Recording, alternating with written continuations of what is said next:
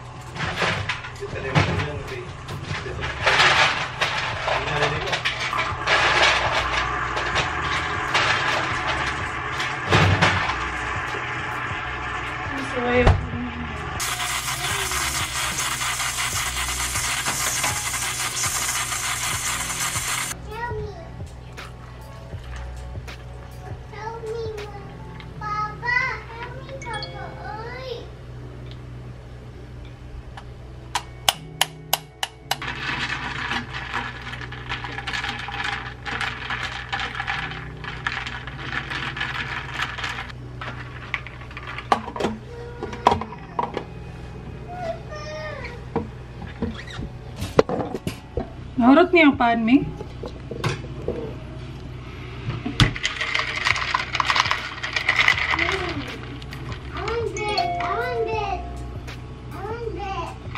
Uy, nakahurot na kag-usa.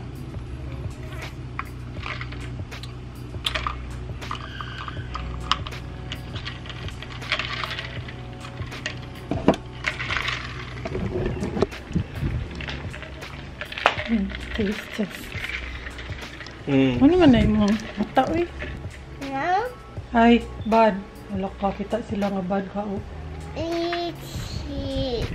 Say good morning. I don't like good morning. Good morning, guys. I don't like good morning. Oh, so cute face.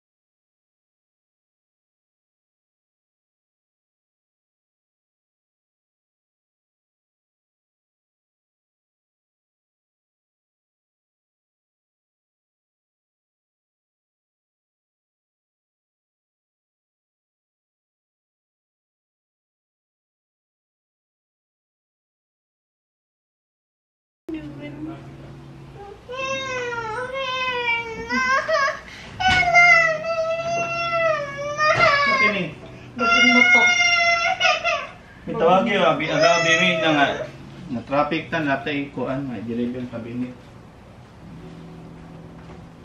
Hi, Team Bahay for today's video. Sorry, Kali. Ayan, nasa bahay lang kami. Si Baby Kelsey, naglakwat siya.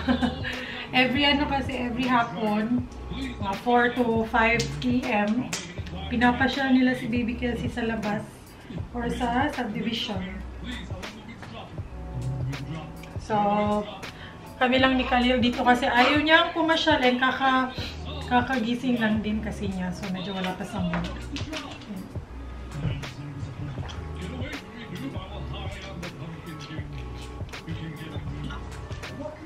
Close your mouth. No. Wow! One. Hold me. Hold. 1, 2, 3. Ah! 1, 2, 3.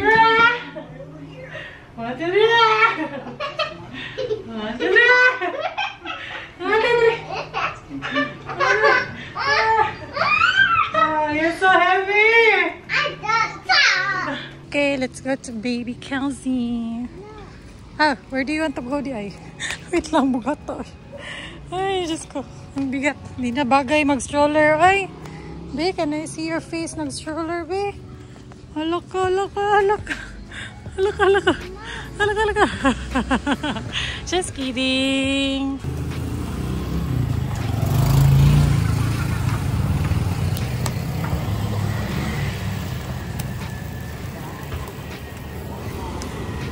Hello. Ala, katawag hapon. Bisan giduka na siya. Ashi. Naglagot. So, ayan, we're home. Actually, kanina pa. Nakapagsaing na ako.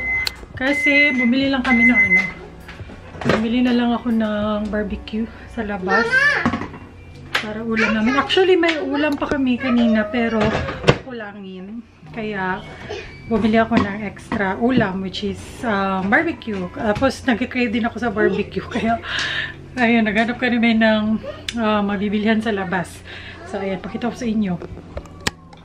So, ayan na yung fresh na sinaing. Ayan, gamit ko yung kaldero. Natutuwa ako, guys, kasi very nostalgic yung kaldero na yan. Kasi nga yan yung gamit namin my whole life sa bahay ng parents ko. Tapos, yeah, ito na yung barbecue. Ayan, madaming tinai. Ano ba to sa Tagalog? Bituka? Basta sa Bisaya is tinai siya.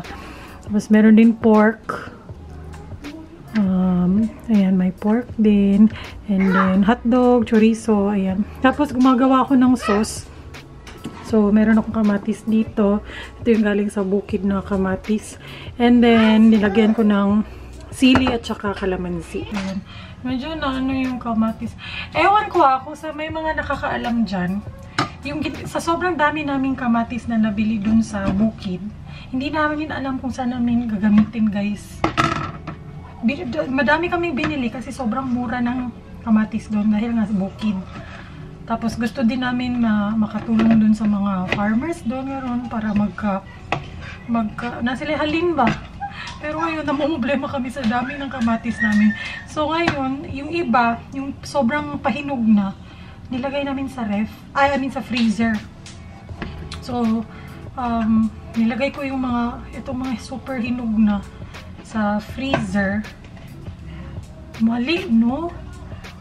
Ay, buguan ako, eh. Dapat yung nilagay ko sa freezer, yung mga green pa.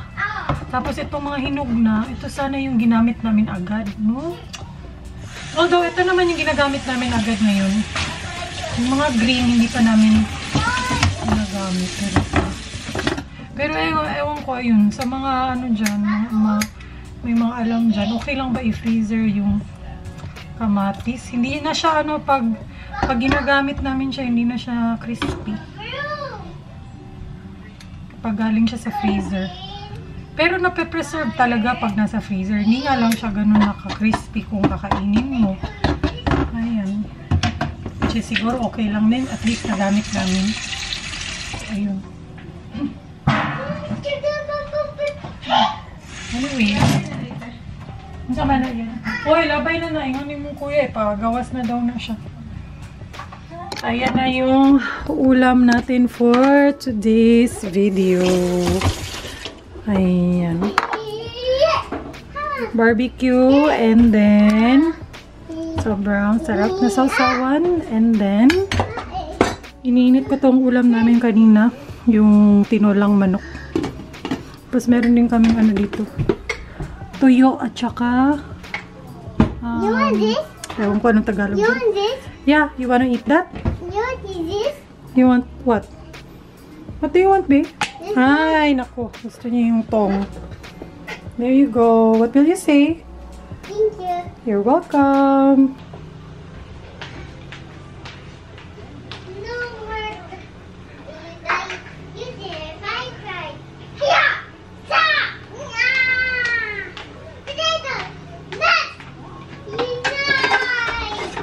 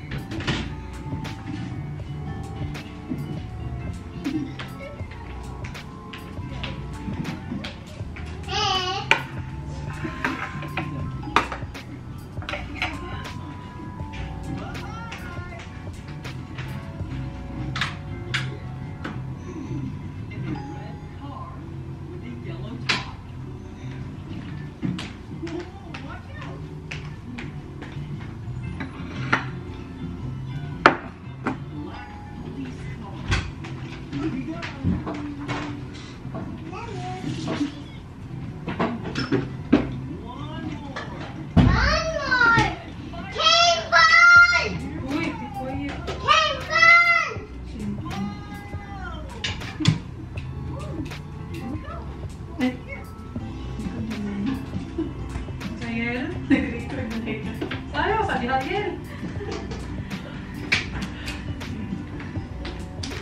Kailay, kayel, sayo, sa. Ay, mga ano tao, yel. Nga santi, mga ta. Tayo na at magsaya. Mama! Ay, mama. Hello, Mama. Hello. Douglas. Yung pagkasigawan ng mga kakaguluhan mo pala, lumilindol na. Bali yung bisyo sa Patay mo, habi. Pinaulam ko sa kanya is tinolang manok. Pictures. Sabaw. Sa New Taipei City, Ayun na. nasira ang kanilang mga gamit. Ha? Nagpapagdang kanilang Roma si Carissa. Higit pa man sa diyan. Bukas ng pagdamit. Sayo, sa dihagil. Ang dagat. Ang dagat na. Sabi ko sa kanila, sumali sila sa Zumba. May Zumba kasi dun sa labas ng subdivision. Ayaw ni Maria. Ang daming mga bato, umuulan sila. Sarap. Ganun kalakas yung mundo. Tapos may mga sakong tayo na dapat pupunta namin. When we went there, we saw the avalanche from like the side, and we saw the debris on the road. Manhalo. Then we passed it, and the car was shaking, the siren was blaring, and we got to the truck. But Bumalik sa Taipei si Mark Anthony at ang kanyang pasahero. Nagsimula naman ngayong araw ang Matulog dahil yan, no? sa kabila na nangyaring ito. May mga turistang Pinoy pa rin ang bumisita doon. Mukha niyo rito siya. Pinoy van rental owner na si Aldo. Bali, ang mga tourist naman po dito, normal naman po mga tourist, wala naman po mga sira around time.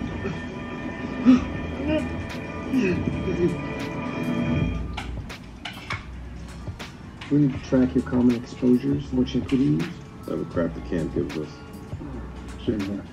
The end of the day and I don't think may na-vlog akong interesting. Yeah, wala akong na-vlog na interesting for today's video kasi nandito lang kami sa bahay. That's our life most of the time. Yan yung everyday ganap namin dito kung wala akong lakad. So, ayun. Before I end the vlog, gusto ko lang i-invite yung mga taga Cebu na meron akong event with surf. Surf detergent yun. Ngayong Sabado, April 6, 1 PM sa Robinson's Galleria, Cebu. Doon sa gitna. Katong pinakadako nilang hawan sa tunga. So, meron akong talk.